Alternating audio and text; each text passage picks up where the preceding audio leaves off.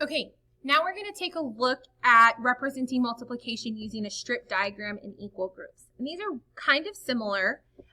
In a strip diagram, you're going to see your equal groups, and then your equal groups could just look like circles with your object in them.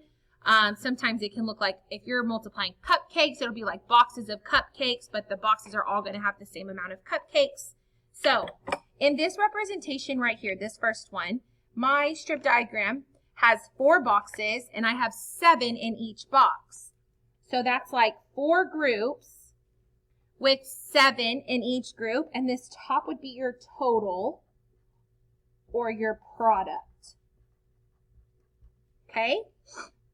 So this is 4 groups times 7 in each group.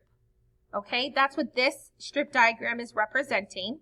And then if you were doing groups, I have my 4 groups, and then you would just put 1, 2, 3, 4, 5, 6, 7, 1, 2, 3, 4, 5, 6, 7,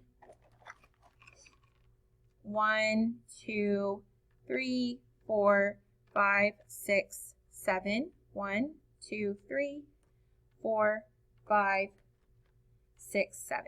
So there is your 4 groups times 7 in each group.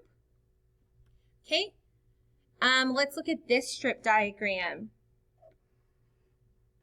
This is going to be your product or your total. And this is why it's really important that we don't just see the word total and think that we're going to be adding. Now, can we add when we multiply? Yes, you can add, like you can do repeated addition to find your multiplication answer. But total does not always mean addition. Sometimes total means that you're multiplying. So this strip diagram looks like I have 5 in each group, and I have 1, 2, 3, 4, 5, 6. So I have 6 groups times 5 in each group. And here are my groups. Here are my 6 groups. And I'm going to put 5 in each group. That's 4, 5. 4, 5. 4, 5. 4, 5.